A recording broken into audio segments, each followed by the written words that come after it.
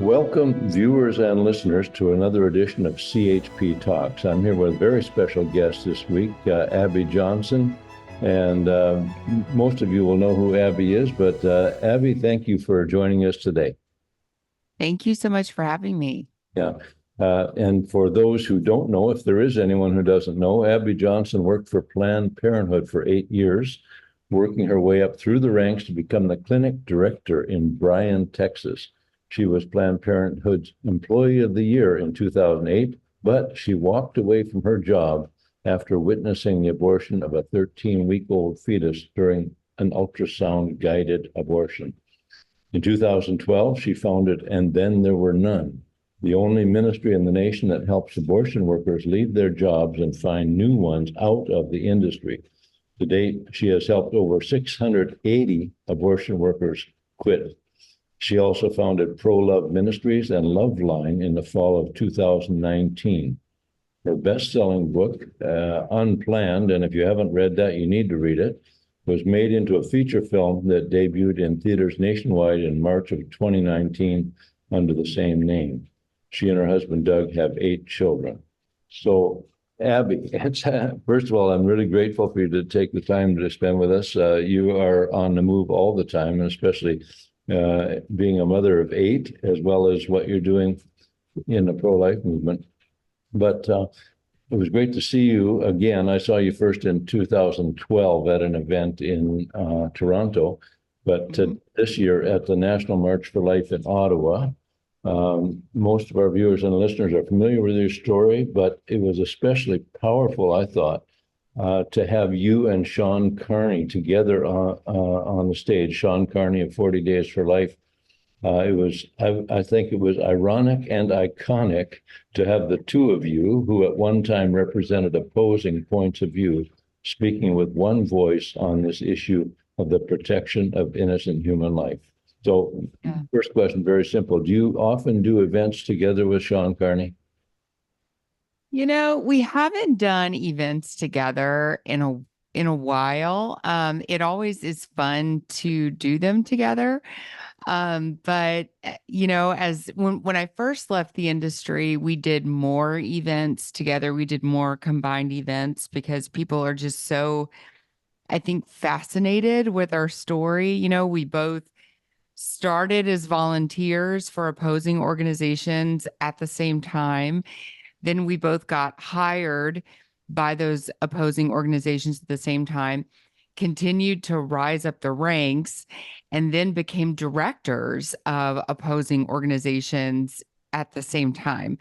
And so, you know, and then I left and went to his organization for help. And so people are just really fascinated by that, you know, just our life stories are kind of on parallel tracks, but on the other side of this literal and figurative fence.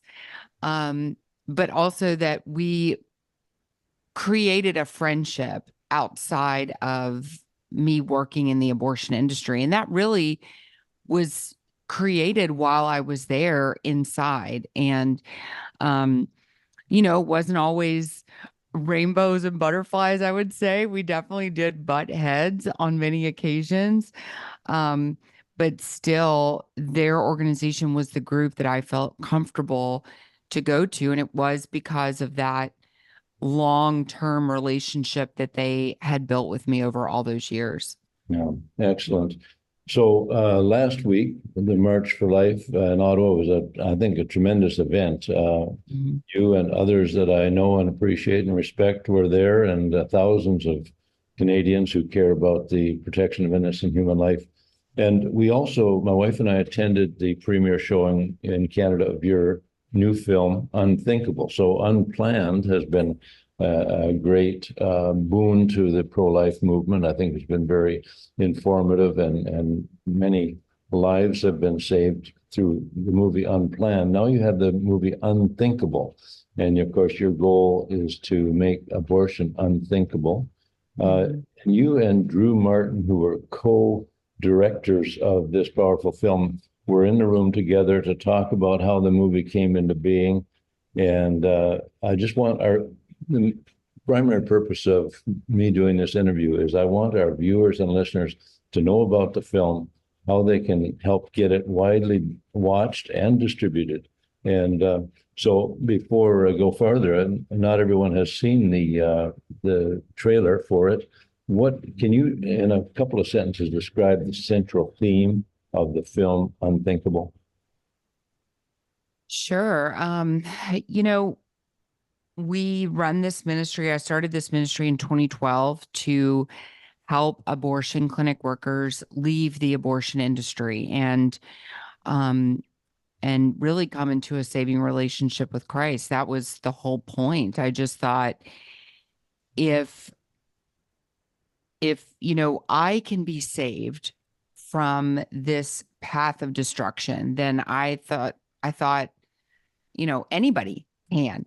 And so that's what I wanted to do. I wanted to help people leave the abortion industry. And so we got started on that path in 2012, and nobody really thought it was going to happen. Everybody was kind of like, Mhm.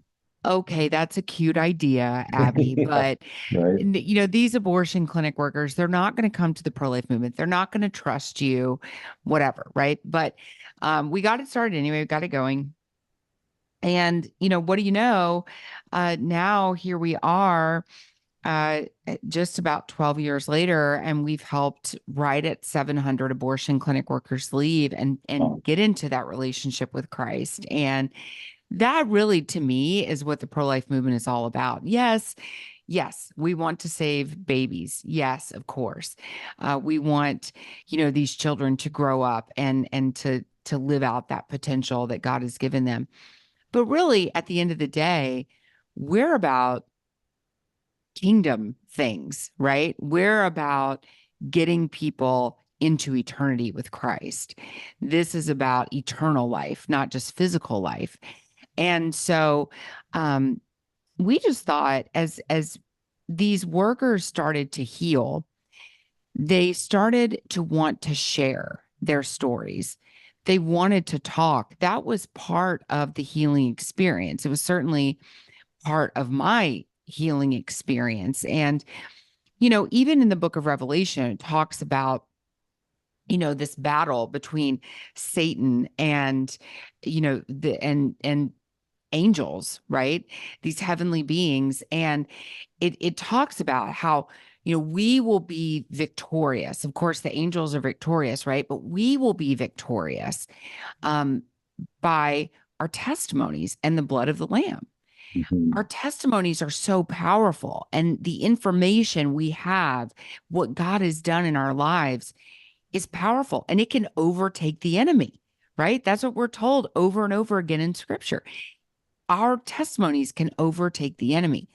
And so that's really what we wanted to do in Unthinkable. I thought, all I want to do, all God has really called me to do with my testimony since leaving, is to pull back the curtain of the abortion industry and to show people that what you believe to be choice is not choice.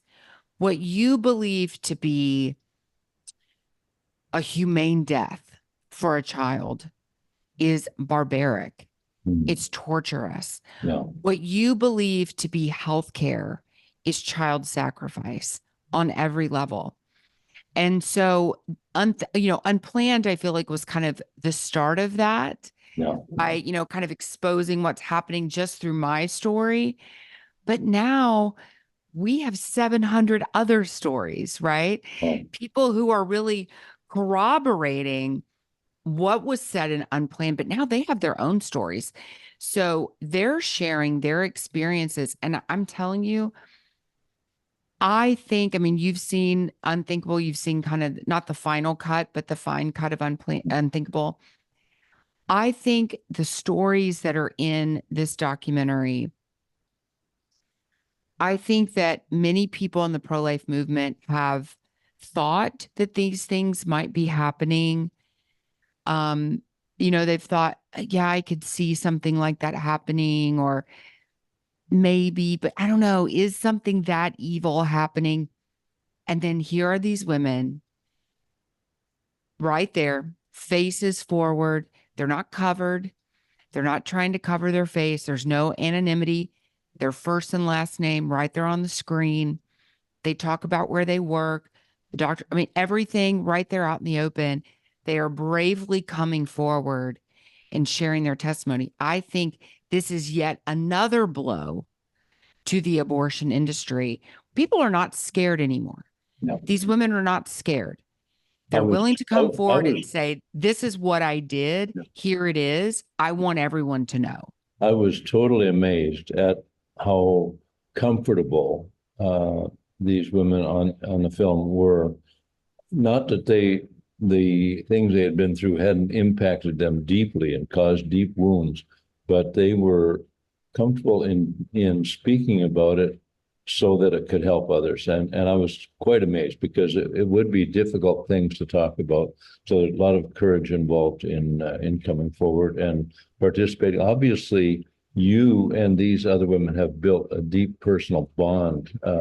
I think having come out of the same tragic background and doing something really good for humanity and good for the culture is a powerful bonding agent. And that's, I think, the courage that God has given you to do what you're doing and for them to do it is just amazing and is brought forward very well in the film. Thank you. Well, I think it's a shared grief, right? It's a community of people that you kind of wish you weren't in. Yeah. But now that you're in it, you're thankful that you have a community of people who understand what you're going through. Yeah. I mean, all of us that are in this group, we've seen things that we shouldn't have seen. We've participated in things that we should not have participated in. Yet, by the grace of God, we're here to tell the tale, right? Yeah. We're here to tell the story without shame, without fear, without judgment or condemnation.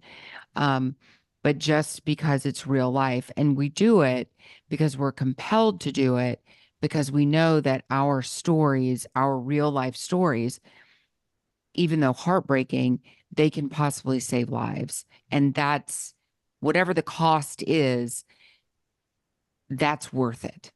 You know, also the fact you brought out very well, every time you speak, you bring it out that the whole false idea that abortion is a woman's right or basically something that is helpful to women in distress.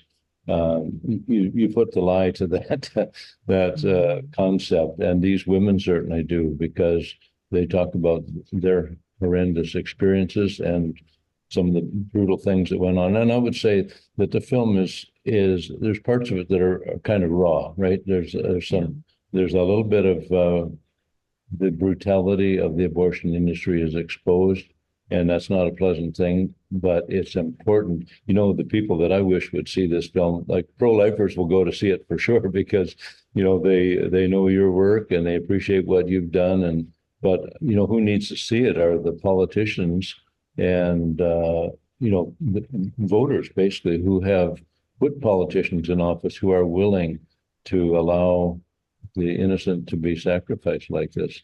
And I'm hoping that my MP and my MLA will see this film, and if it's possible, if I can get them to see it, I will. Yeah, I mean, that's the hope. And I will say, though, even with Unplanned, there were a lot of people who supported abortion that went to go see it. I think they went to go see it as critics. Okay. But they left changed. And that's the power of the Holy Spirit, right? When truth presents itself in an authentic and I think vulnerable way, people's hearts are changed. And Unplanned was in theaters for 14 weeks. And during that 14 weeks, there wasn't a day I woke up that I did not have an email in my inbox telling me, I went to see Unplanned yesterday. I walked in pro-choice. I walked out pro-life. And that's the prayer with Unthinkable as well, that people will see the truth, they will recognize the truth, and that they will leave changed. And if they don't, if they walk in and they see the truth and they leave and they say, well, I mean, babies being born alive and drowned, in toilets, or, babies being born alive and having their necks broken and snapped and killed that way. Well, I mean, I guess I'm just okay with that. Okay. Well, then that's on you, Yeah. right? Then at least you can't ever say, I didn't know that was happening. Right. Yeah. Now you know the information, and that eternal consequence of what you do with it, that's going to be on you. That's Right. going to be on your soul.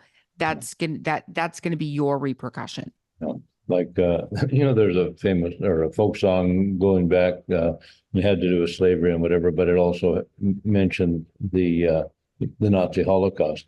There were many who did not know for a time, and then there were those who did not want to know. Yes. But once they knew, they were, partially responsible. If they just turned a blind eye and walked away, they were partially responsible for what was going on in that Holocaust. Yeah. So one of the things you also had Drew Martin there, your co-director, and he mentioned that, like, now the basic work on the film is done. It's very close to a finished state, if not completely finished. But you need some help to get it into more theaters, into more communities. And can you talk about that a little bit? And then we'll give some information how people can view the trailer and how they can help with the film.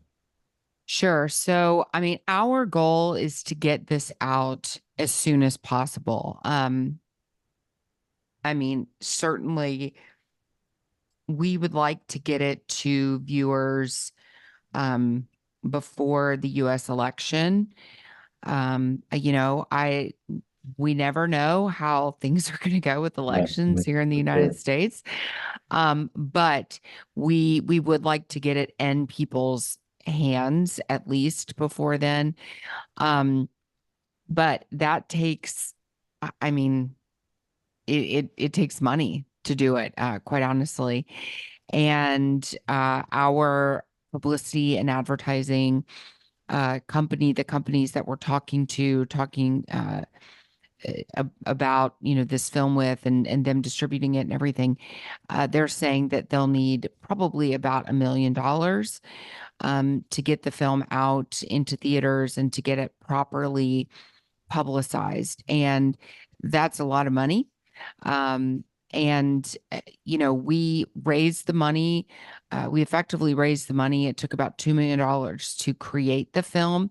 And so now we're just at the point where we need funds to get it out to the public. And so it's kind of crunch time, I guess, right now, as they say, to get this out there, to get it into the hands of people, to get it in front of people's faces so that they can see the reality of abortion. Certainly that it does influence how people vote. It influences elections. It influences how I vote. And so we definitely want to get it out before November. Sure. So we're going to say this more than once, and we'll have this in the show notes, but folks can view the trailer of this film, Unthinkable, and learn more about the film at unthinkabledoc.com, unthinkabledoc.com. And people can help with the distribution, advertising that's necessary to properly release this film into communities by contacting Lisa Barnett, who is the executive producer, and her telephone number, it's okay to give her telephone number out here, is 780-257-3377, 780-257-3377, or you can email her at lbarnett, BARNETT, mightymotionpictures@gmail.com. lbarnett, mightymotionpictures@gmail.com. And Lisa Barnett will help you either arrange, she'd be the right person to talk to for arranging a showing at your church or community? Yes. And you can also, you can just go to the unthinkabledoc.com and get all of the contact information there, email from the website, as well. We would love to, set up a showing in your church, with a pro-life group that you have, wherever. We would love for people to be able to see this, everywhere and anywhere. In your local theater. You can, we did that a lot with Unplanned, pro-life groups, pro-life leaders, conservative groups would rent out a theater. It's relatively inexpensive, depending on the theater in the area. You can rent out a theater, and you can even make it a fundraiser. Yeah. You can rent out a theater for, $1,000, few $100s, and then charge tickets for your local pregnancy center, for a local pro-life group, for, whatever political group, charge tickets to go and see it. And then the extra money goes to your organization. That worked great for Unplanned. People made lots and lots and lots of money. They're nonprofits, to do that. And so that's a way you can do it as well. Or if you just want to rent a theater and just make it open to anybody who wants to come, you can do that as well. But Lisa and our team can help you get all of that set up. Excellent, excellent. And I understand, we were chatting before we began recording, you are coming back to Canada this Saturday to Kelowna for an event there. And thanks for visiting our great country that needs a revival and needs an awareness raised for these issues. But before we close, and thank you for your time, the CHP, Christian Heritage Party of Canada, we came across a quote of yours. It was on a Flashpoint Live video, and we've taken the text down. And the gist of it is, you said, when I go to vote, I look at one thing. I look at whether they believe in the murder of children or not. That's it, because that tells me everything I need to know about that candidate. And then you said a few other things. You said, I'm not going to cooperate with someone who says it's okay to kill babies some of the time. Can you comment a little bit on that? We really appreciate that comment, because we also are non-compromising on the issue of abortion, and we believe in the protection of innocent human life from conception until natural death. So you want to share anything more on that concept? Yeah, I mean, whether or not someone is willing to murder children in the womb tells me really everything I need to know about their character. And it tells me really, about a host of other issues. So, where they're pretty much going to fall on the indoctrination of children through the LGBT agenda. It tells me whether they're going to protect innocent life, period. Yeah. And so an innocent life does not just extend to our brothers and sisters in the womb. This is children as well, children outside of the womb. And, how we take care of our most vulnerable is indicative of how we're going to take care of our society. And so if they're willing to compromise on abortion in any way, then they will not receive my vote. And and that means anyone. That doesn't mean that I'm voting for the other guy. That doesn't mean I'm, here in the United States, we only really have two parties, right?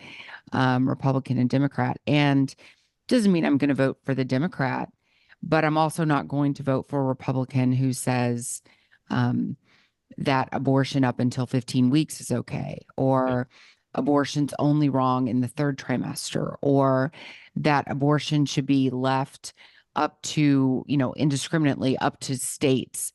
No, absolutely not. Abortion is wrong in every state, at every point in time, in any pregnancy, and any gender, right? You can't just kill boy babies. You can't just kill girl babies. Yeah. Doesn't matter the disability of the child in the womb. abortion is always wrong. Murdering innocent people, it's always wrong. And particularly those in the womb. And so that's really all I need to know. And I used to be a person who would have said, well, if you're not voting for the Republican, then you're giving a vote for the Democrat. I no longer believe that. I've been really convicted. God has really convicted me otherwise on that. I really believe that we need to hold fast to the teachings of Christ. And, for me personally, I think that in the United States, I really do admire pro-life Canadians, because the platform of being no compromise, having no excuses for abortion, no exceptions, no compromise. It's really it's really a political loser, right? Because everyone in politics is always looking for compromise, which is why I would make a horrible politician. I would never win a second term. But everybody always wants compromise. And so, they'll say, well, we'll allow this vote to go through, we'll allow this bill to go through as long as you give us these exceptions in the bill, or as long as you don't do this or that. Mm-hmm. And there's just some things that I'm not willing to compromise on. And murder of the innocent is one of them. Yeah. And so people always say, oh, I want to be on the right side of history. I want to be on the right side of history. I don't really care about being on the right side of history. I care about being on the right side of the future. Yeah. And the future is that I know Jesus Christ is going to return. Yeah. And I want to be sure that when that time comes, I can look my Creator in the face and say, when the time came, I stood for you at all times. I wasn't a shill to get a vote or to give a vote. I didn't trade 30 pieces of silver for a vote. I stood on your compromises. I stood for you at all times. And I think that that's really important. And I think that letting in compromise it's a losing game, and it only allows more and more and more compromise. And then suddenly you look no different than those you are trying to oppose. Well, compromise leads to complicity, and Yes. and it's a downward spiral. So thank you for taking your stand and standing tall and strong and uncompromising, standing on principles. And we know that there's tremendous results from the work you've been doing for since 2012, I guess. What year did you leave the clinic? Yeah, I left Planned Parenthood in 2009. I 2009. can't believe it's been that long, but yeah, 2009. Yeah, okay.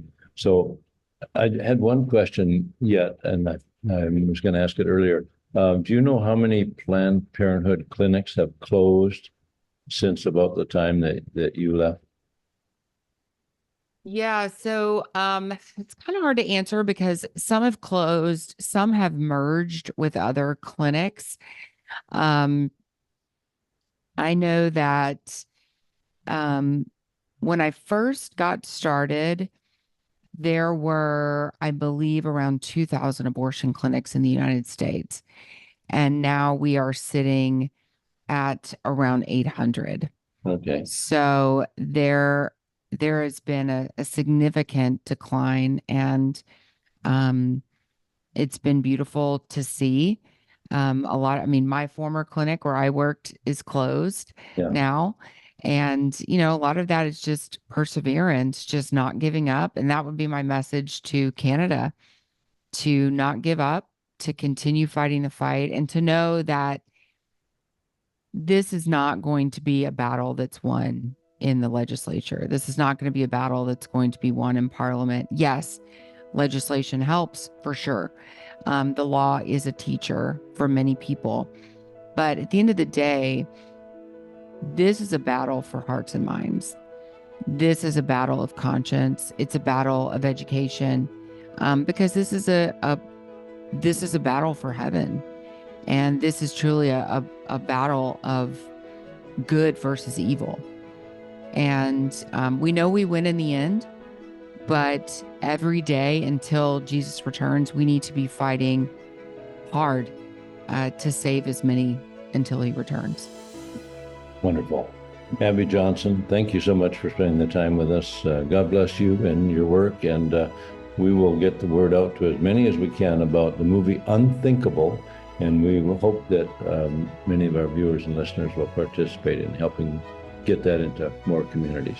Thank you. God bless you, and keep up your good work. Thank you so much.